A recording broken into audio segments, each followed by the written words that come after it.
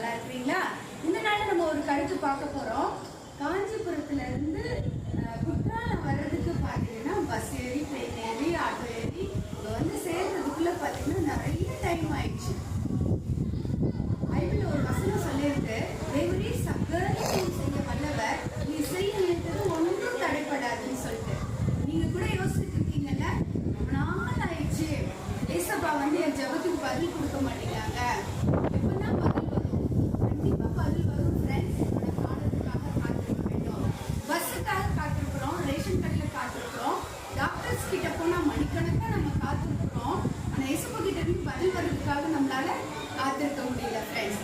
காத்திருங்க, ஏசப்பா அதினதின் காலத்துல கண்டிப்பா உங்களுடைய ஜெபங்களுக்கு பதில் கொடுப்பாங்க. நீங்க தளர்ந்து போயிடாதீங்க, சோர்ந்து போயிடாதீங்க. ஜெபத்துக்கு பதிலே வரலையான்னு சொல்லிட்டு கண்டிப்பா ஜெபத்துக்கு பதில் வரும். காட்